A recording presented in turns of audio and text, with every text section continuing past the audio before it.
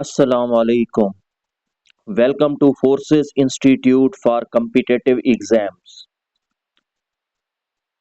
आज से इंशाल्लाह हमारा ज़ूलॉजी का सेशन शुरू हुआ जाता है। इस सेशन में सबसे पहले अगर मैं बात करूं तो 3 सब्जेक्ट्स को हमने लेकर चलना है, 3 सब्जेक्ट्स कवर करने हैं, ज़ूलॉजी, फिशरीज और वाइल्ड लाइफ। इन 3 के ऊपर हमारा मेन फोकस रहना है इस सेशन में। पहले हम ज़ूलॉजी और फिशरीज को लेकर चलेंगे, उसके बाद फिशरीज कंप्लीट होने के बाद ज़ूलॉजी के साथ हम अटैच कर देंगे वाइल्ड लाइफ को। तो इस तरीके से हमने लेकर चलना है चीज़ों को। साथ में आपको नोट्स, जो भी चैप्टर हमारा कंप्लीट होगा उस चैप्टर वाइज हमने चीज़ें डिस्कस करनी है, तो उस चैप्टर के आपको नोट्स भी पीडीएफ फॉर्म में प्रोवाइड साथ साथ किए जाएंगे। बहुत सी सीटें आ रही हैं वाइल्ड लाइफ, फिशरीज और ज़ूलॉजी की, तो इंशाल्लाह बहुत बेहतरीन आपके लिए ये चीज़ें साबित होगी। तो जो बच्चे हमारे साथ इनरोल्ड हैं उनको साथ में पीडीएफ और ये सारी चीज़ें साथ साथ प्रोवाइड की जाएंगी।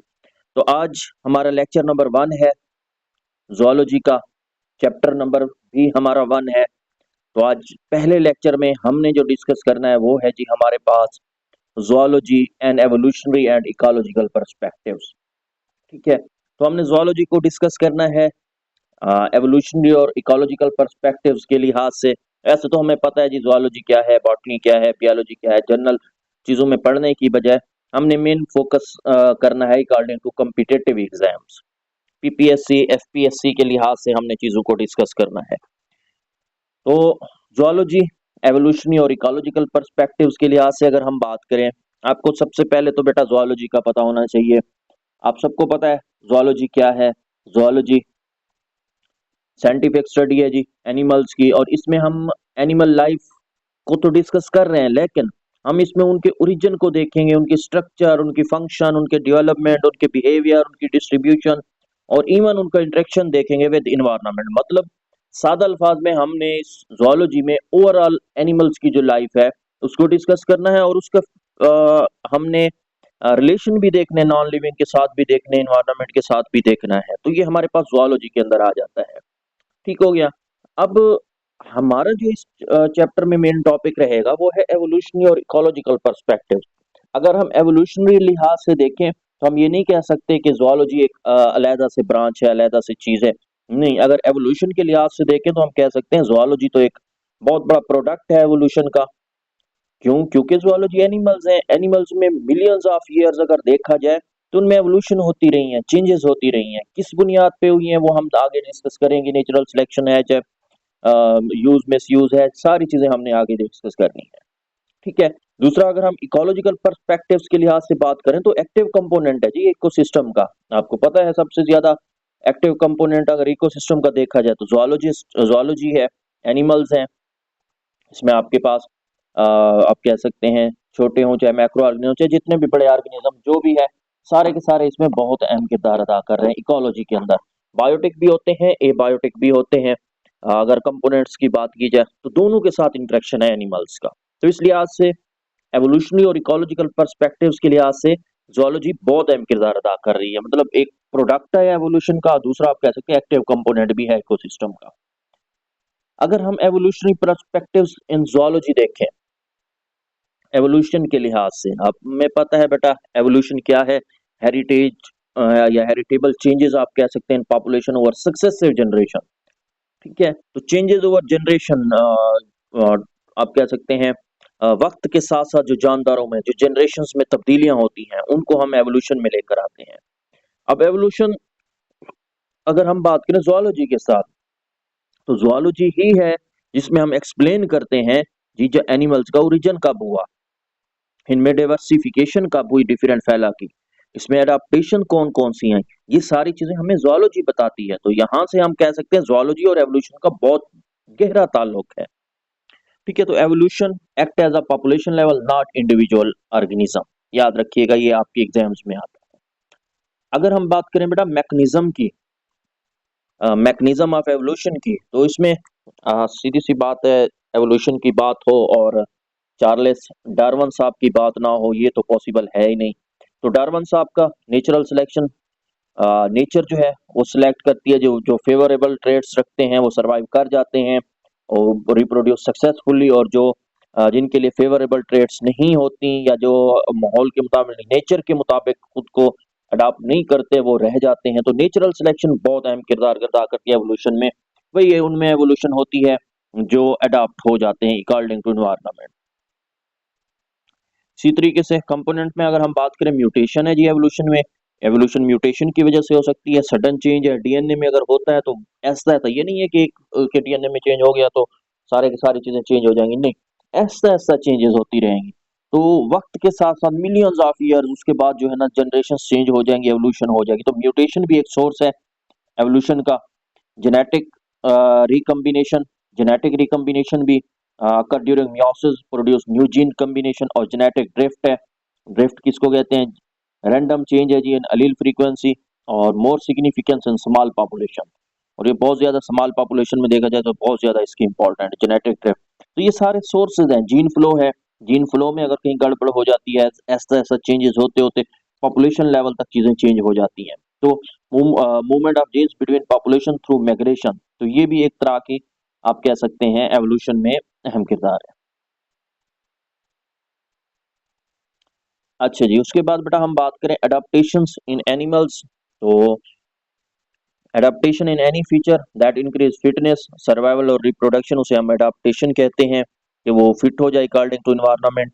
मुख्तलिफ टाइप्स हैं बेटा एडेप्टेशंस की, जिसमें सबसे पहले हमारे पास है स्ट्रक्चरल एडेप्टेशंस, जिसमें आप कह सकते हैं विंग्स ऑफ बर्ड्स हो गए, स्ट्रीमलाइन बॉडी ऑफ फिश हो गई, ये स्ट्रक्चरल एडेप्टेशन है।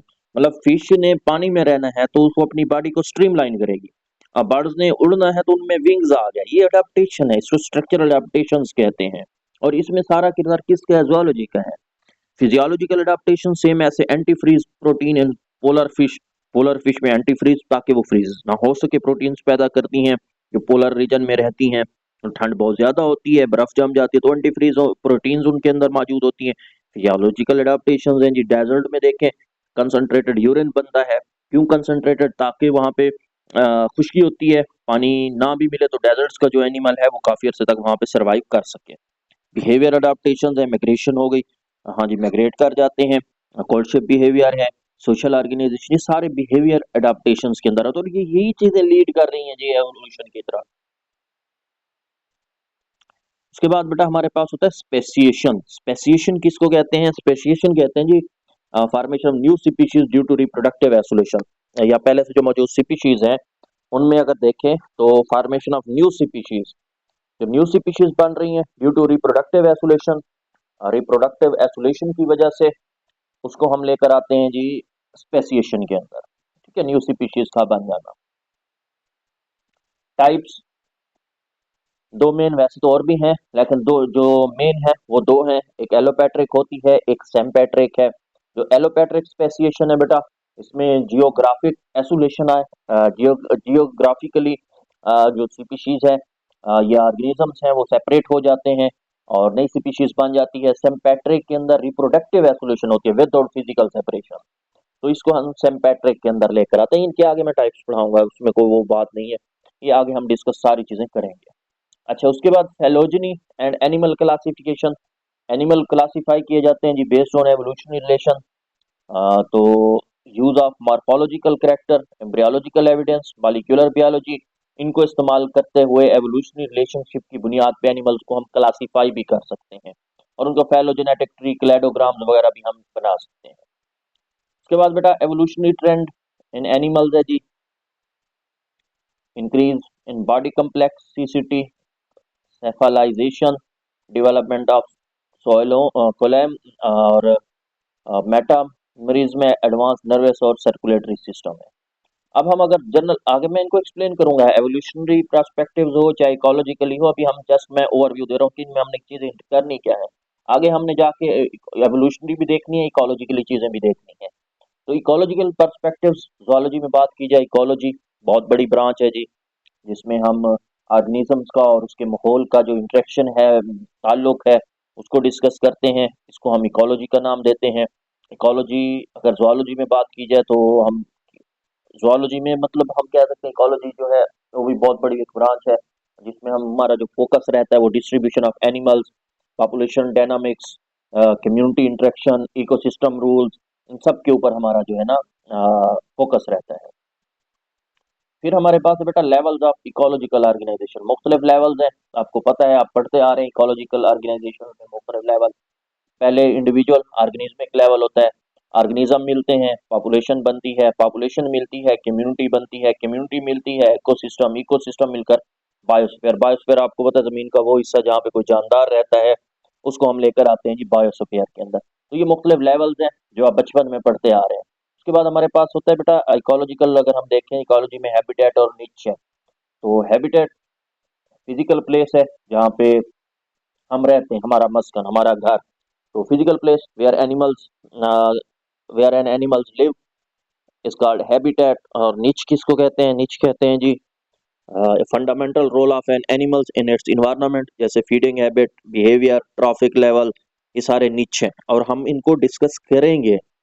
when two species can occupy the same niche permanently, competition या competitive exclusion principle। तो सेम अगर निच आ जाती है तो मुकाबला होता है, कंपटीशन होता है। ये कंपटीशन भी हमने डिस्कस करना है। अभी तो मैं जस्ट ओवरव्यू दे रहा हूँ कि ये चीजें हमारी हैं। ठीक हो गया। उसके बाद बेटा हमारे पास होता है पॉपुलेशन इकोलॉजी। तो पॉपुलेशन इकोलॉजी इसमें बात करें तो पॉपुलेशन की कैरेक्टरिस्टिक्स, हम पॉपुलेशन का साइज देखते हैं, डेंसिटी, डिस्ट्रीब्यूशन, एज, स्ट्रक्चर और सेक्स रेशियो जो है ये डिपेंड करती है कि पॉपुलेशन के क्या करेक्टर्स होंगे। और पॉपुलेशन ग्रोथ में हम क्या चीज चेक करते हैं? उसकी एक्सपोनेंशियल ग्रोथ देखते हैं, लॉजिस्टिक ग्रोथ देखते हैं।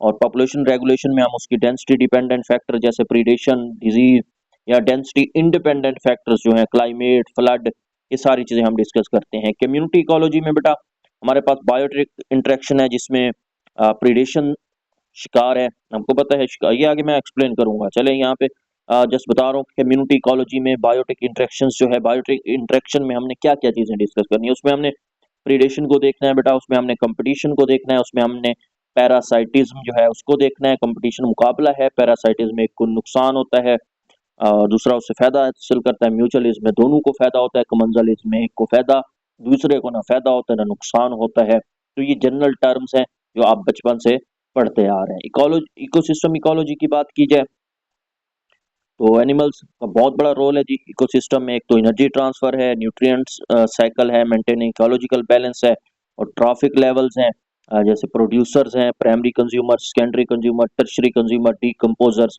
ये सारी इकोलॉजी के अंदर आ जाते हैं। इकोसिस्टम इकोलॉजी में है प्रोड्यूसर जो अपनी खुराक खुद बनाते हैं, प्राइमरी जो अपनी खुराक डायरेक्ट प्रोड्यूसर पौधों से लेते हैं, सॉरी, सेकेंडरी जो प्राइमरी से लेते हैं, और टर्शरी जो सेकेंडरी से लेते हैं। टर्शरी जब मरते हैं तो उनको बैक्टीरिया डिकम्पोज करते हैं, तो वो डिकम्पोजर्स हैं। तो ये एक चेन्स हैं जो चलती हैं, प्रोड्यूसर से एनर्जी, प्राइमरी, प्राइमरी कंज्यूमर से सेकेंडरी, सेकेंडरी से टर्शरी, टर्शरी से फिर डिकम्पोजर्स में आ जाती है।